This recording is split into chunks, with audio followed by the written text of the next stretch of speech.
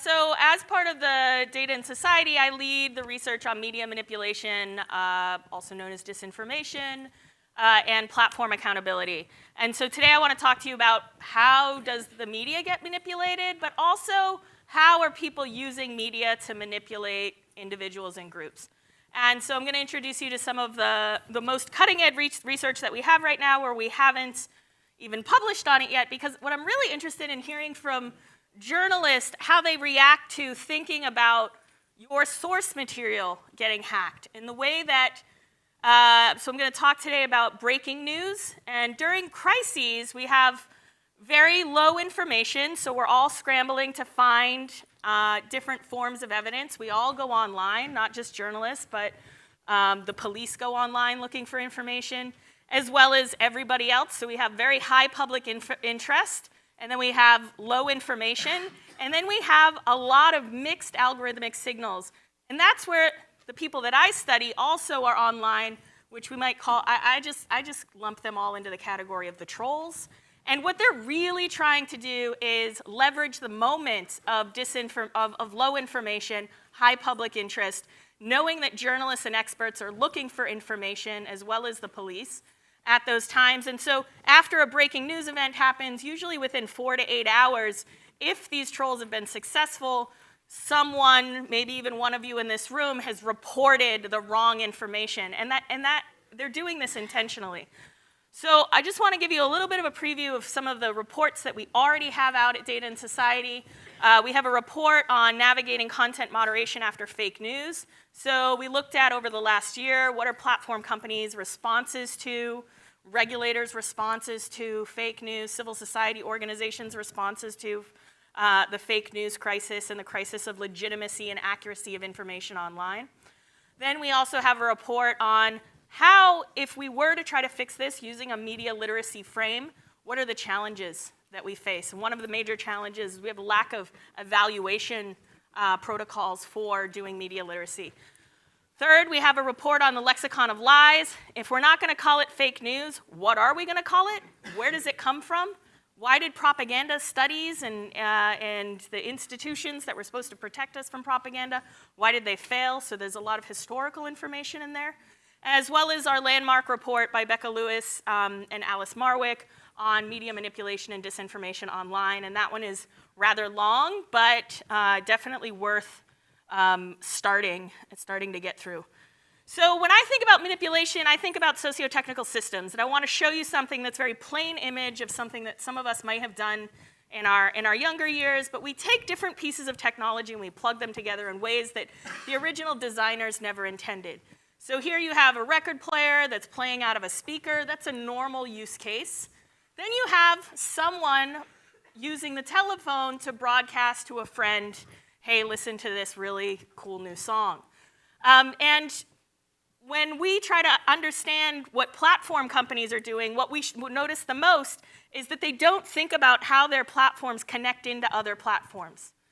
And as well, journalists have to start thinking about how does your content connect into other platforms, right? You might think about it as a format issue, but it's also challenging to think about, well, who are the other people that might be connecting these things together?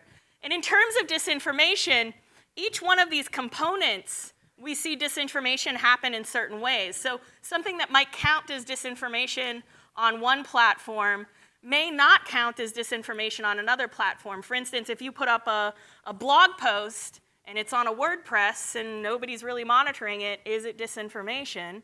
But when you then post that link to Twitter or Facebook, knowing that it contains either libelous material, then it becomes a problem for that other platform. Right? So just hold this picture in your mind anytime you're trying to think about, well, what are we talking about when we talk about media manipulation?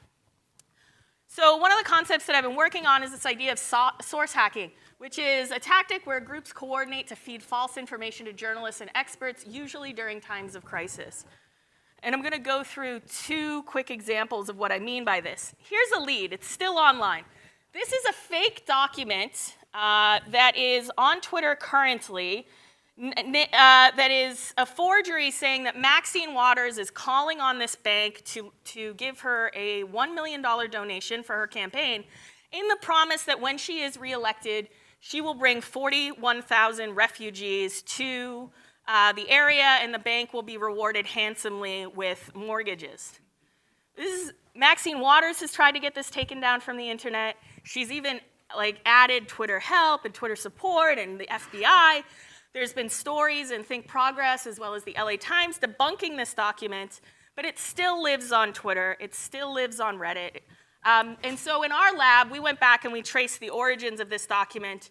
No big surprise, it comes from the troll hole known as 4chan. It's also on 8chan. But when we see these kinds of events happening, we start to think about, in terms of case studies, where have we even seen this before? And this technique was also used during the Macron leaks, where trolls from 4chan also put out information suggesting that Macron had a hidden bank account in the Caribbean using a forged banking document. So they tend to repeat the same tactics over and over. And if anybody can get this document offline, please email me and tell you how you did it, so that I can have another sort of another way of understanding how we can do this kind of content moderation when this disinformation stakes are so high. The second tactic I want to talk about that's been in the news is this idea of keyword squatting. This is where they lay in wait and they hack social media in such a way that they just hang out in the keywords. So the first instance here is of Blacktivists, which is a group that was now famously outed as being controlled by the IRA, the Internet Research Agency, the Russians. I know we're all skeptical, right? But in terms of this, they also had a page called Black Matters, right? So if you typed in Black Lives Matter, Black activism into Facebook, these are the kinds of pages you'd be served. As well, the CNN covered this story on the largest Black Lives Matter page belonging to an Australian. And so in this instance, I've gone back and talked to other Black Lives Matter activists that run Black Lives Matter pages on Facebook, and this was a known. For at least the past 6 months, activists have been flagging and trying to get Facebook to pay attention to this page and say this page is not real. But because there's no good way to verify who's running these pages, it's a difficult thing if you're covering a movement to be able to say if this is true and correct information, right? So now you have to try to dig a little bit deeper and get at the sources. And of course, part of the keyword squatting here was motivated by money. They were selling mugs and t-shirts.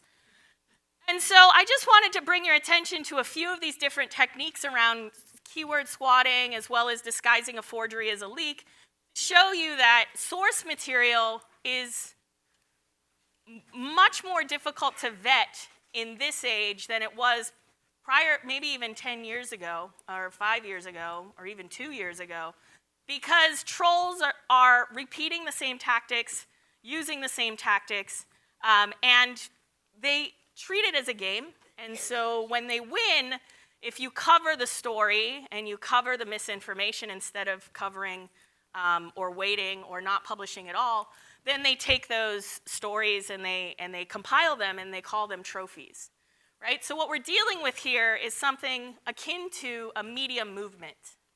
And that's different from thinking about them as motivated by any other intent.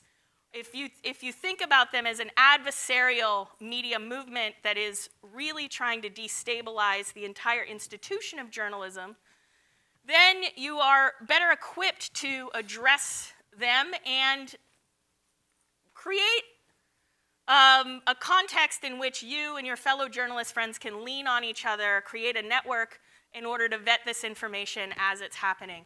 I'll tell you another one that is also something that was related to this keyword squatting was when we were going through after the election, we started noticing an uptick in Antifa Twitter accounts. And them too have been thoroughly debunked, saying, well, a lot of these Antifa accounts on Twitter are run by trolls. And then only a few weeks ago, someone from the New York Times cited one of those Antifa accounts to say, oh, look at the crazy left, right? And so with impersonation and phishing campaigns, we're starting to see social media be leveraged in different ways.